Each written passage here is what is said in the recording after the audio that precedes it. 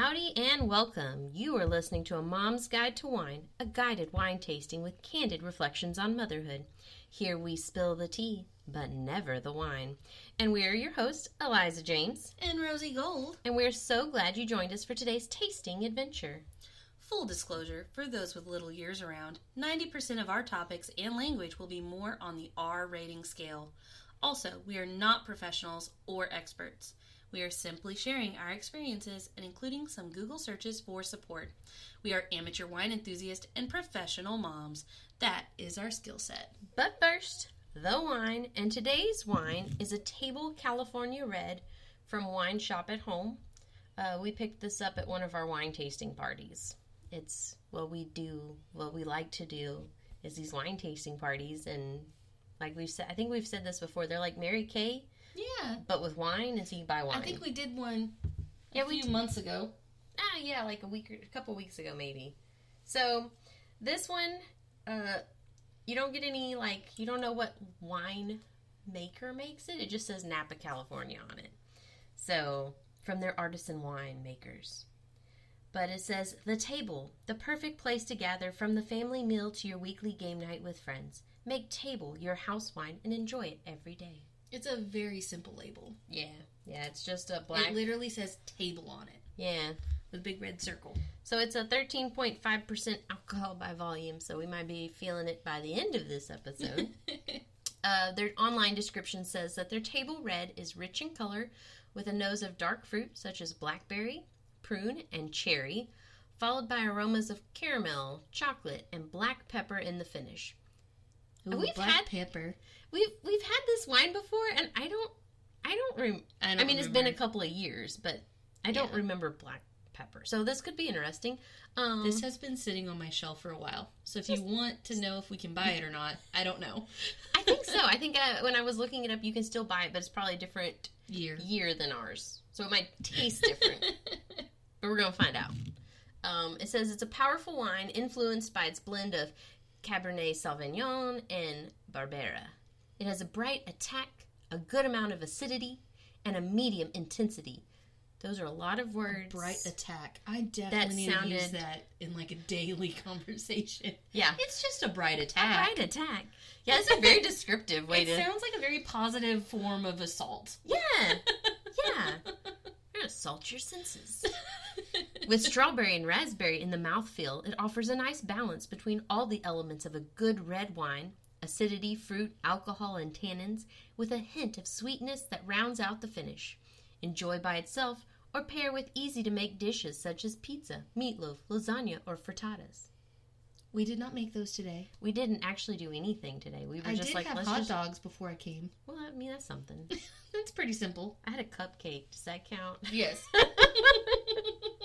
So, I like Table Reds because literally they kind of just pair with anything. They're kind of like table whites. They sit out on your table. You're supposed to enjoy them at a room temperature. I love them. They make me very happy. So, I'm excited. Let's crack this bad boy open. All right. So, this is a twist top lid. I was like, what's the word? It's a twist top lid. We're going to just twist it open. Are you sure? Is that how you do it? Ta-da! Here, you want to pull us some. So I'm pretty excited. It smells good. It smells really good. I think it's going to be drier than we are anticipating. I will not take a giant swig. Got it. I'm worried it's going to be dry. It smells nice. I think I can smell some cherry. Put the lid back on it. I can smell some alcohol in there. Oh, it's definitely... You can smell the alcohol at 13.5%. Yeah, we'll swirl it for a second. Give us a minute. I do smell cherries. Yeah, and I can kind of smell the pepper. Oh, yeah, maybe so. Yeah. Yeah, it does kind of smell like fresh cracked pepper. Yeah. Like if you just kind of let it sit for a second. I like it.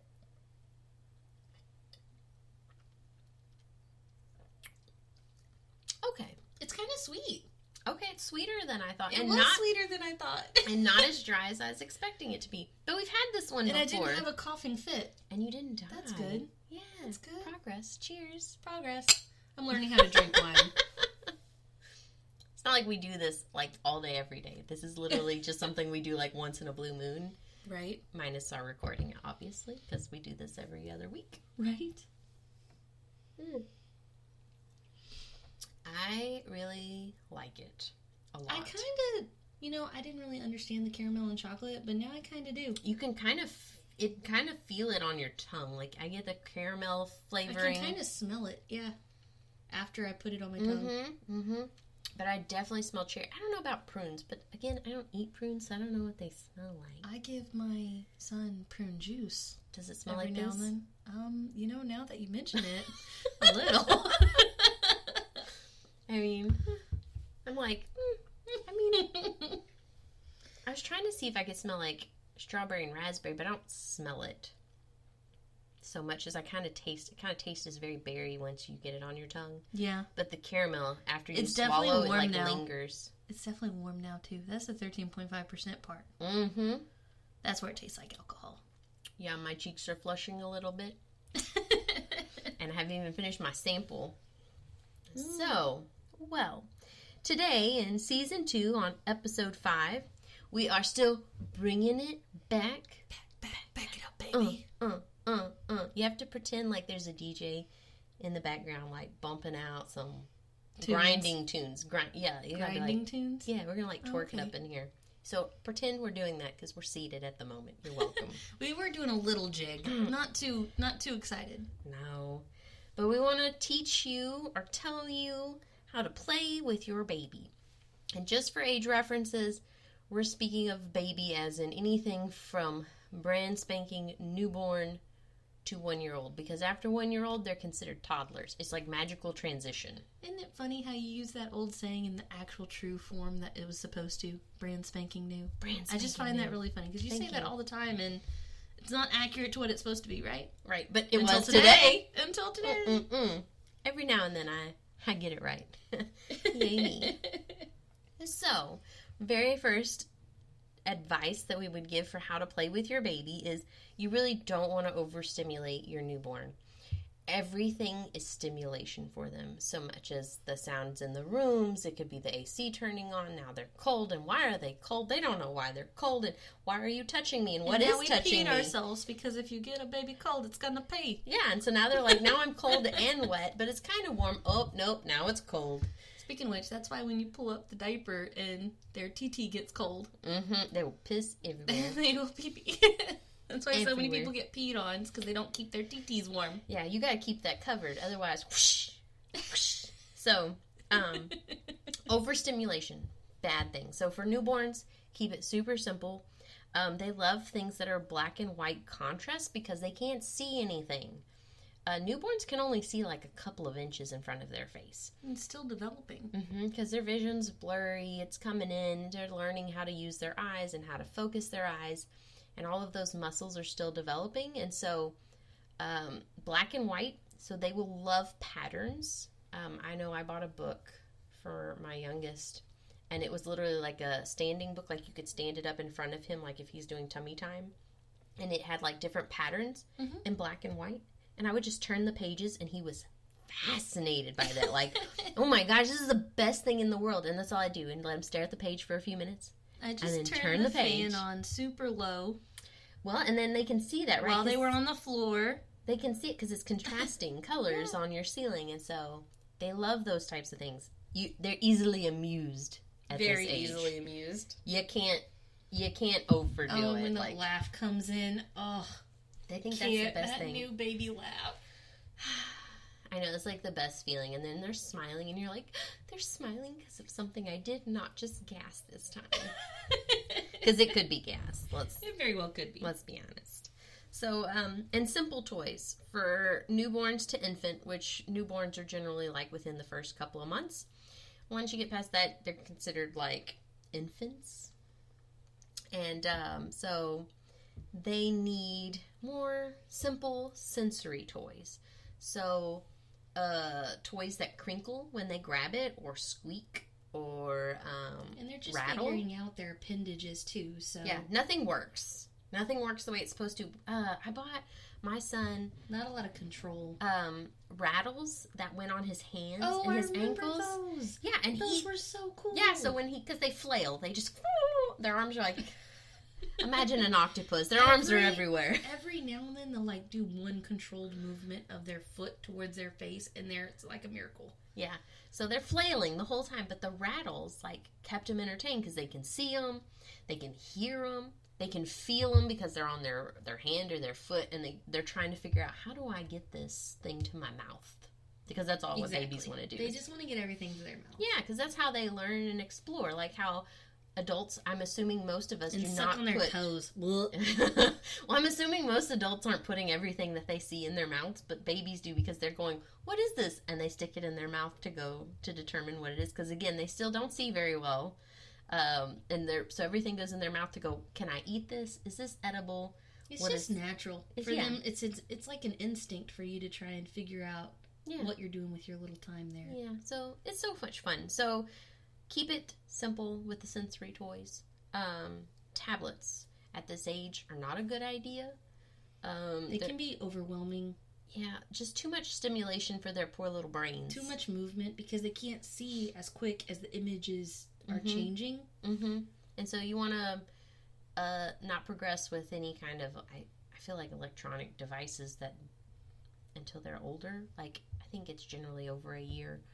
Some people give them to them 9 months-ish because they want to start entertaining them more, but it's not necessary because they don't understand what that two figure is on that screen anyway. They can't see and they can't discern that type of stuff yet, and so still keeping it simple toys. I will say my sister, she used a little app of bubbles. Now I think her little one was around a year, but he would just sit there and pop little bubbles. Oh, that's cute. On whatever little phone they had at that time. Now, this was a long time ago, so I don't really remember, but it was bubbles. I remember it being bubbles, they were popping them. That does sound like fun. I think I would like an app like that. And it was relatively simple. Yeah, it was relatively simple. It wasn't too overstimulating because they moved kind of slow. And yeah, no, that's kind of neat. They also like mats when they can't roll around a whole lot, or well, maybe when they're starting to roll, but they can't quite crawl. You see all those mats like at the Target and Walmart. And the little tags. And yeah, they love the feel of the different tags, different textures. So those mats where they can like grab stuff or look at stuff, or the mirrors at this age are so funny. I mean, they're fascinating for teenagers too. I have a preteen that won't leave her bathroom, but still at this age, mirrors are very, because they have to usually be up close and on top of them to see themselves. But what is this staring at me? Our doctor's office had a mirror that ran the length of the little table they would sit on. Yeah.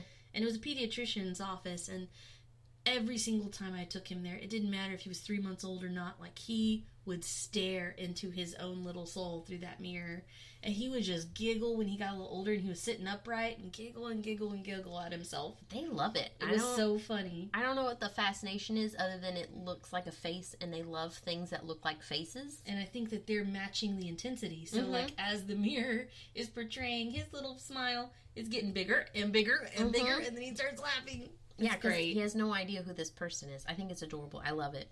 Mirrors, great things for entertainment. The plastic ones are better than the glass ones. Yeah, don't give them a glass mirror. Get them the plastic kind. They make baby-safe mirrors. Let's just throw that out there. You can buy them in the toy section. Baby-safe mirrors. Don't give them the ones off the wall. That's a terrible idea. I guess we should put that out there. Somebody's going to do it. Read to them at this age because they love the sound of your voice. There's no pictures required. I started when I was pregnant with my youngest. I'm a huge, like, Lord of the Rings trilogy.